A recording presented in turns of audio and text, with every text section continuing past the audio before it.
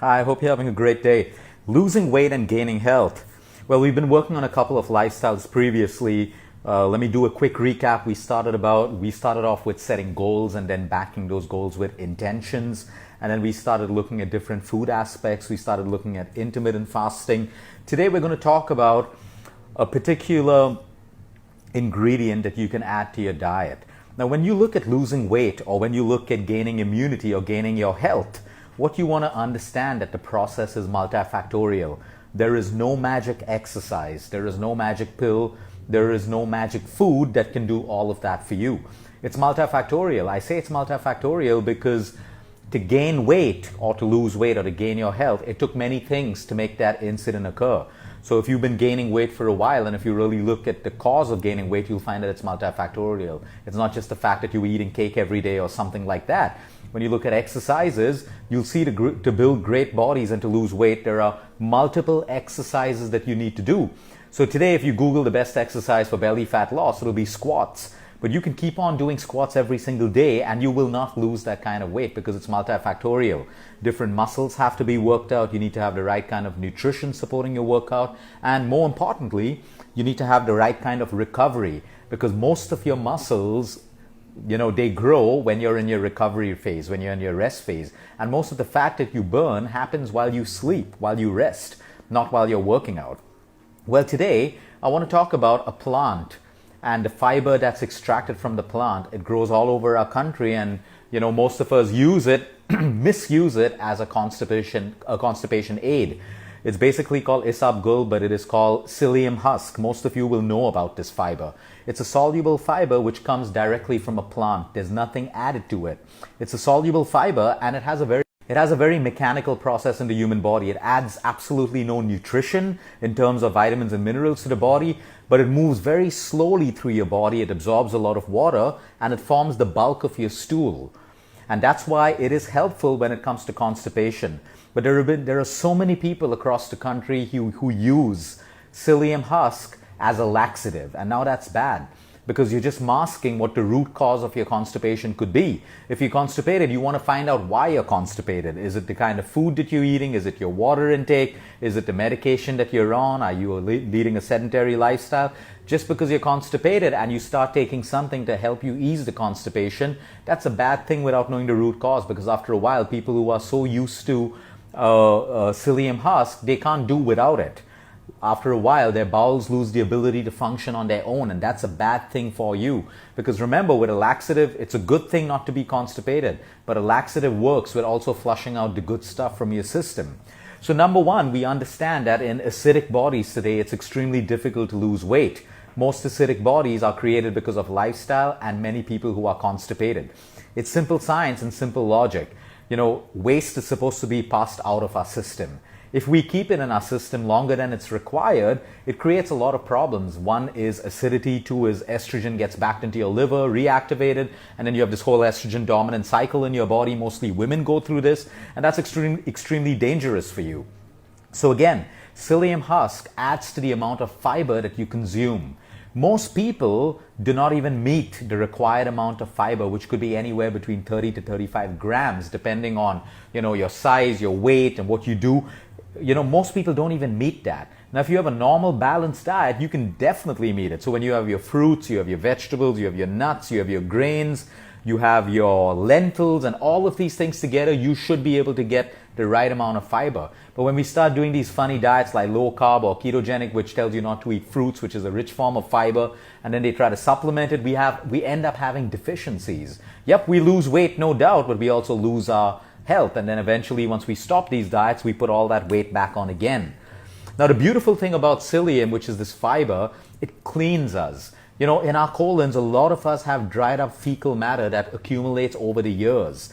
Now, this fiber, as it goes through our system and reaches our colon and absorbing water, it basically pulls away a lot of toxins, it pulls away a lot of bile acids, it pulls away a lot of cholesterol, triglycerides, which is why fiber is fantastic for your cholesterol and triglyceride levels as well.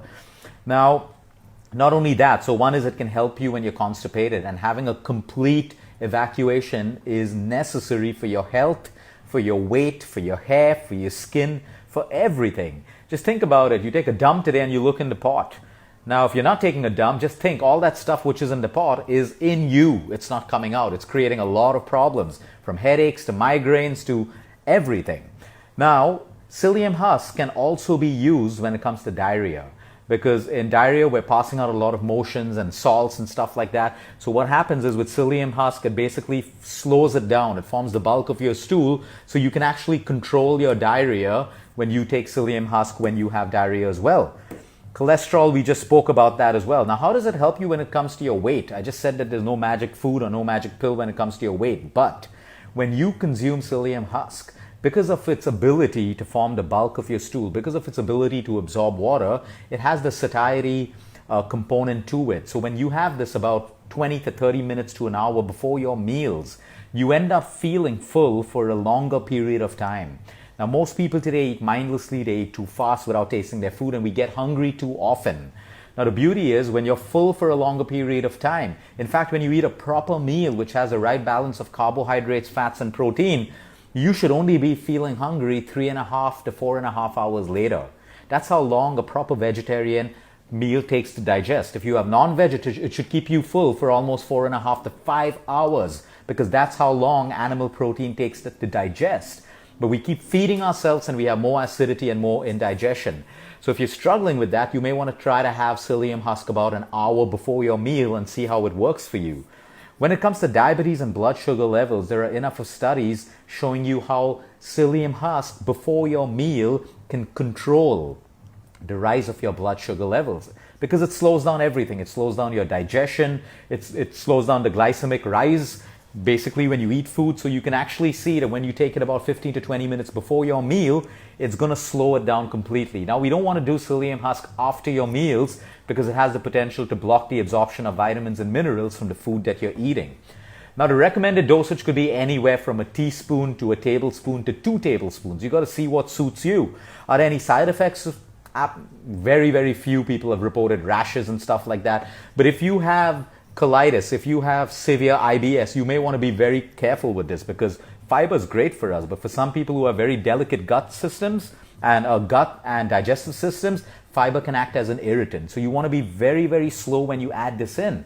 Now, this is a lifestyle change that I'd like you to try for the next 3 days, where you take anywhere between a tablespoon to 2 tablespoons of psyllium husk, mix it with water, consume it about 45 minutes to an hour before your meals. Try to do it thrice a day: breakfast, lunch, and dinner. If you can't do it an hour, do 30 minutes before that, and observe and see what happens over 3 to 4 days. Now, you can make this permanent in your lifestyle as long as you're not using it to battle constipation. If you have constipation, you want to get to the root cause and fix the root cause and not be reliant on just psyllium husk to cure you. So it's as simple as that. I like to add a little bit of cinnamon powder to my psyllium husk, because cinnamon powder also acts as an anti-inflammatory, and it also helps you balance your blood sugar levels. So yep, I like to eat cake, I like cupcakes, I like all of these things. So the time when I know I'm going to eat it, if I'm in a place where it can be planned, I usually try to have 2 tablespoons of psyllium husk before this with some cinnamon in. So it's going to balance my fiber, my blood sugar level rise. And even if you don't have diabetes, you want to control the rise of your blood sugar levels. The better you are in control, the less fat you create in the human body. You always want to make sure that your blood sugar levels do not spike rapidly, and they spike in control. They go up and they come down as soon as required. So that's a hack in case you can plan it that way. It's not an excuse that you keep having psyllium husk and having all junk food and sugary foods. That's how you do it, basically. The last point, it works as a prebiotic. We keep talking about probiotics, and I keep stressing on prebiotics. A probiotic is useless if you don't have the right amount of prebiotics. Now, a portion of the psyllium husk can actually be fermented by our intestinal bacteria, which means it produces something called short-chain fatty acids, which works wonders for your gut. So usually having this before a meal also works like a prebiotic, and we need prebiotics for good gut health. You can keep popping probiotics and having kombuchas and all of these things, but you've got to have the right prebiotics, because prebiotics feed probiotics. Prebiotics make probiotics work better in the human body.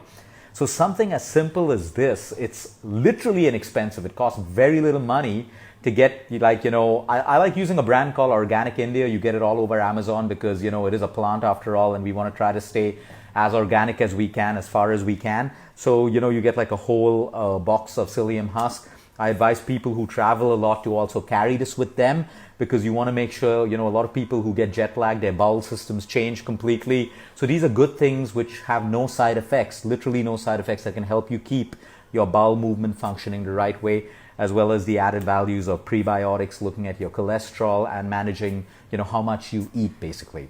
So have a great day, everyone. Over the next 3 days, try adding this to your diet. And remember, fiber is good, but in moderation. You don't want to overdo it just because it has all of these benefits.